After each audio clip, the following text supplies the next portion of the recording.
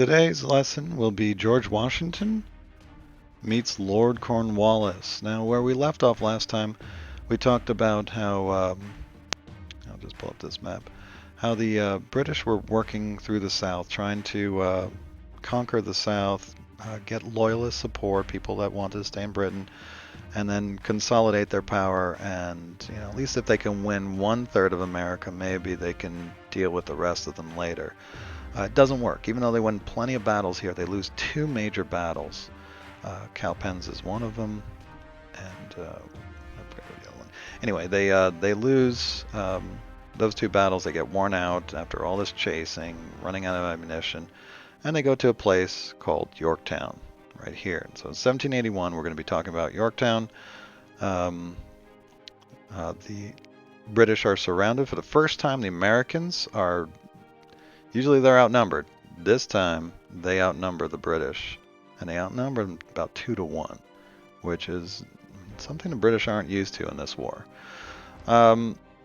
So Cornwallis thought this was a great way to go because if you take a look here, here's Yorktown, and you've got the American troops here and French troops. Well, I'm jumping the gun here. Basically, what happens is that they know that Cornwallis went to this place. He believes that this area is very safe for him because he can get his ships in. If he needs to evacuate, he can get on ships and get out of there. If he needs ammunition, the ships can bring him ammunition. The sea is usually a really good place for the British to be because of their strong navy. The problem is that the French, the admiral in the Caribbean, decides, you know what, I'm not doing anything because the hurricane's down in Caribbean. I don't have anything to do. How about I come help you guys out in this Revolutionary War? And so he sends a message to the French commander, Rochambeau, and we'll see his name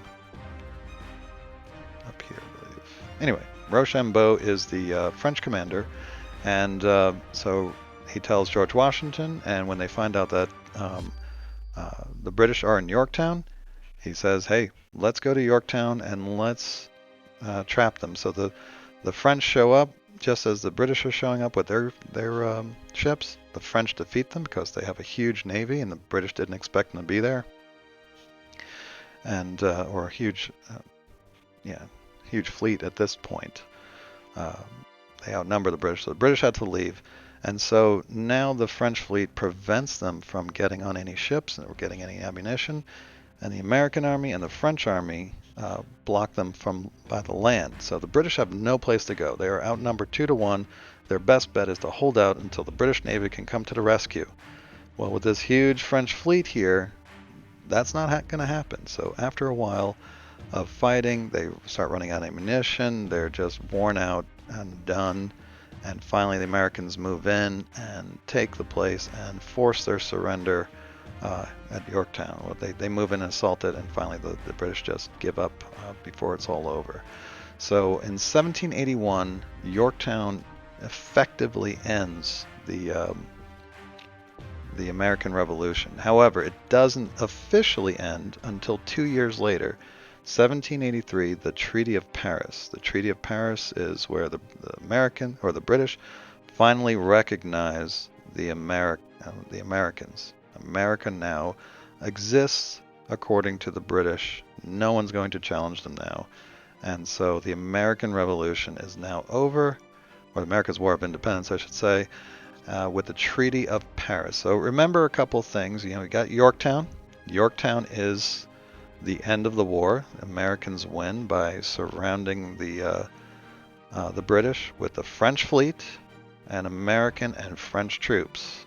Okay, about half of these troops here are French. So, the French lent a lot of forces. If it wasn't for the French, we don't win this battle. We don't even try to go after the British here. But when we find out that fleet's going to be there, and they outnumber the British at that time, the trap is sprung, and they force a second British army to surrender. And that's when the British are like, okay, that's enough. We need to end this war. So 2 years later, they finally negotiated. But I want you to remember the first battles, Lexington and Concord. The turning point is Saratoga. And the end is Yorktown. And then the official end is the Treaty of Paris, 1783. Okay? Make sure that's in your head. Definitely going to be on the test. So thanks for watching, and I'll see you next time.